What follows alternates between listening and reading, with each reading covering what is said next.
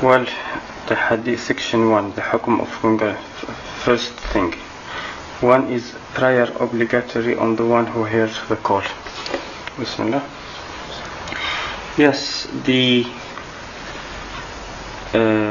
obligatory of the one is prayer obligatory. Yeah, prayer is obligatory of the one who hears the call. There is one hadith sahih, the hadith of the blind man in Muslim, that the Prophet told the man, he said that I am a blind man, I don't have a guide. So he gave him permission not to pray. Then when we went back, he called him back. He said, what did you say? He repeated what he said. Then he said, do you hear the adhan? He said, yes. He said, then answer the call.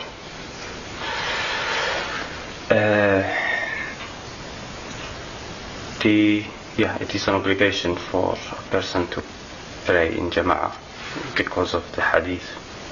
Not the hadith of the 25 degrees, of course, that just shows the superiority of praying in Jama'a. But the hadith of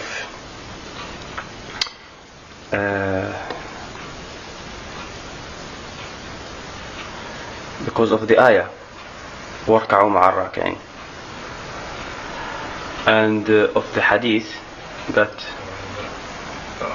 وَأَقِيمُوا الصَّلَاةَ وَآتُوا الزَّكَاةَ وَارْكَعُوا مَعَ الرَّاكِعِينَ, do ruku' with those who do ruku'. For the hadith that is in Bukhari and Muslim, that the Prophet said, I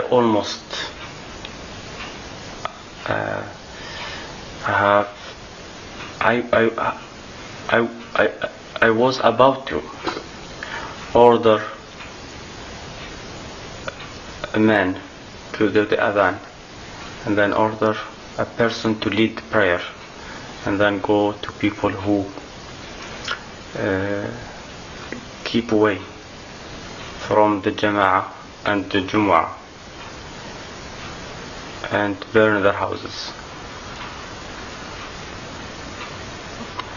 So this hadith show clearly, even though the Prophet didn't do it, that is because there are also other issues that will stop him from doing that.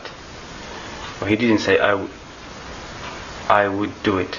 He said I was about to. Now why? Of course he will never do something which is haram. So there must be something that pushed him to do that, he wanted to do it for. And there is something that definitely stopped him from doing it. It's clearly what he was going to do it for, because of people who delay the prayer. Things that stopped him from doing it, of course, is a person who delays the prayer is still a Muslim and his property is forbidden. And there might be people don't live by themselves with their wives or their children.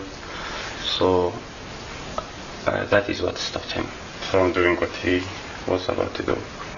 So that shows that it is an obligation to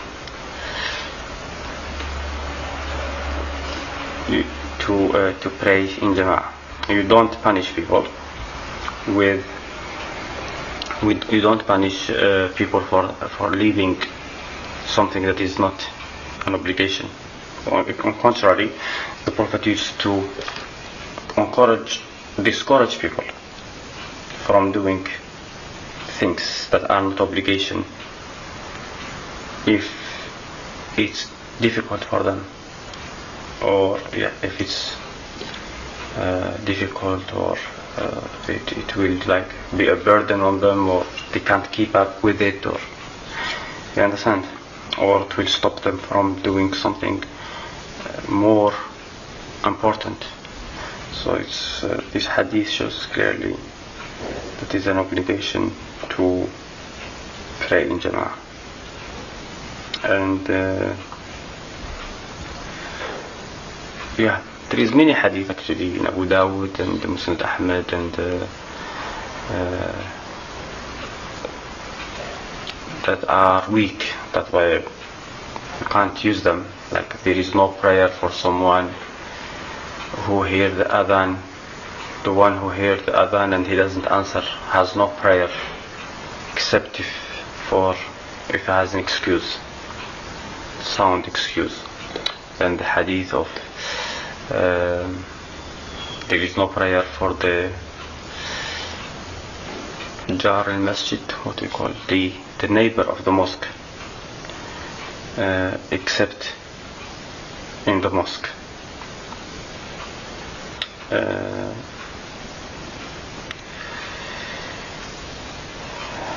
Okay, so yeah, that's all.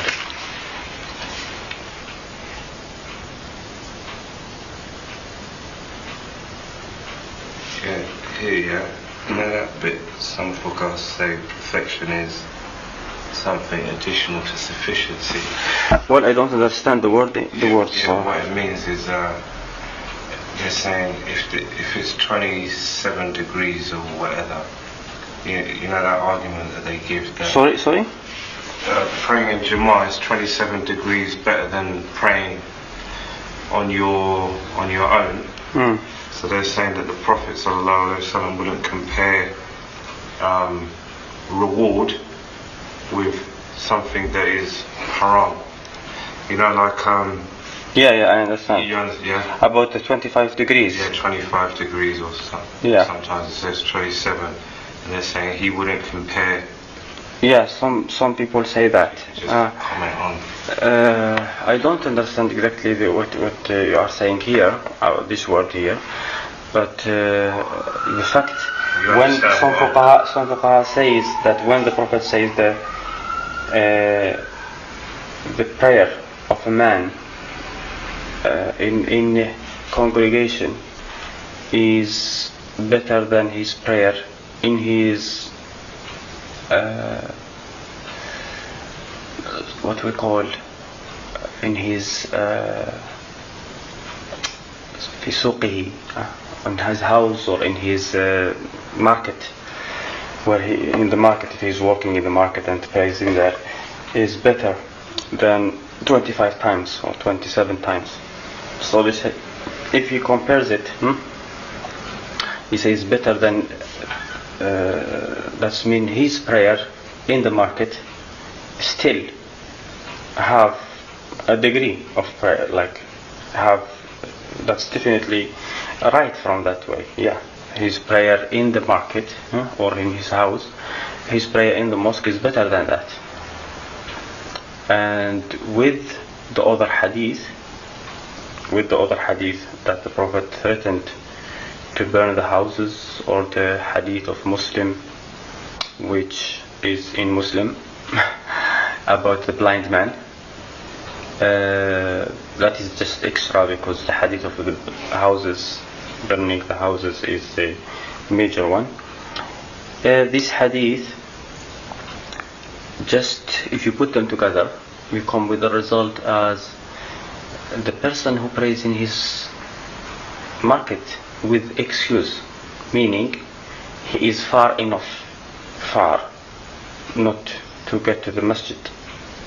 So this person he will get just one reward if he put extra effort, which he is not required to do because he doesn't hear the adhan, because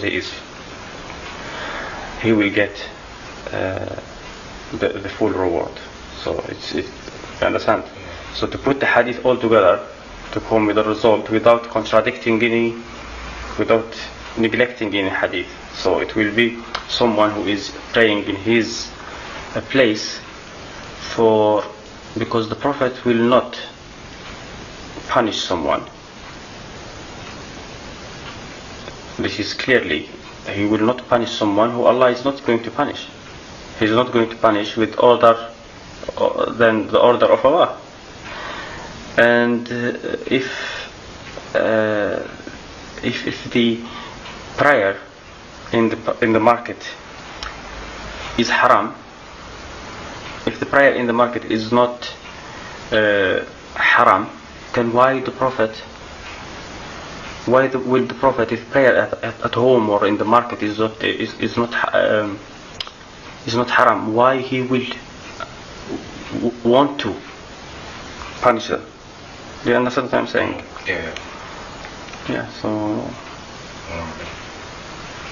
the result of putting all the hadith together is to say that is for someone who has excuse.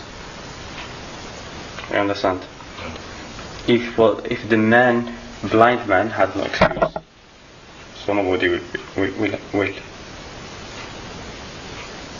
A blind man with no guide who can hear the other.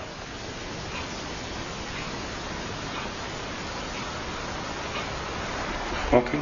Yeah. خير إن شاء الله.